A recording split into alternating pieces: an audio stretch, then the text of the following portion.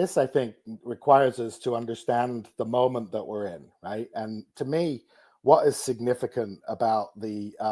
Trump Musk assault is that in many ways it's impossible to argue that the US economy as it's currently operating is anything but broken for vast majority of Americans. And frankly, if you don't believe that, go and look at the data in our Index of Systemic Trends, which is a publication we bring out every 5 years. We brought one out, second edition, last year, and it just shows data point after data point, whether it's productivity versus wages, or wealth or income inequality, or the ways in which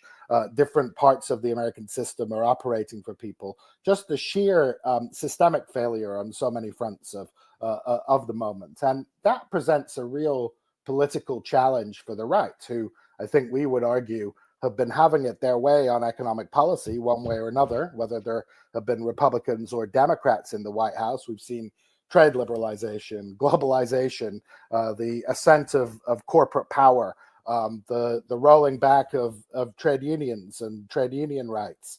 and so forth. And so they have a bit of a problem because they can't claim that things are working, and yet they can't really defend the continuation of the policies that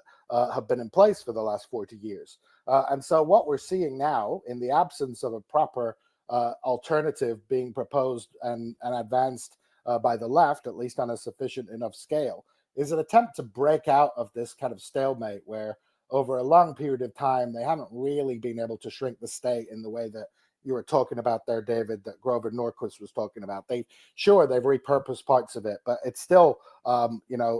the same order of magnitude as it has been